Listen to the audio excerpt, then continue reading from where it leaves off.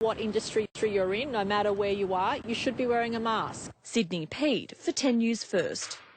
There has been serious criticism tonight after a Greens MP took the leader of a banned Black Lives Matter protest into state parliament just minutes after he'd marched and been arrested.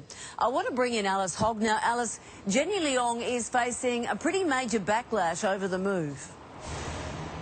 Sandra, this protest had already gone ahead against the orders of police and the courts, but it's what's happened afterwards which is now facing some scrutiny. The organiser, Paddy Gibson, was quickly arrested by police at this rally and taken away to be fined for breaching a public health order. But after he was fined and then released by police, he was then whisked into state parliament through the back entrance by Greens MP Jenny Leong, and that decision to bring him into the state parliamentary building, having just attended such a large rally, is now receiving criticism.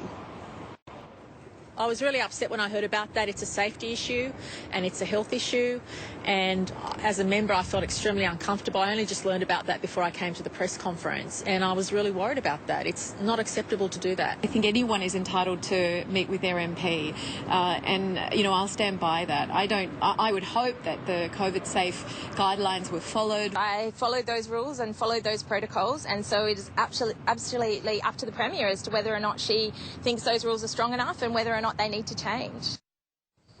Now, Mr Gibson was among half a dozen protesters to be arrested at that rally, and he was fined $1,000 for breaching that public health order. But still, protesters have already indicated, Sandra, that this might not be their last action. OK, Alice, thank you. Another 9 people have died from COVID-19.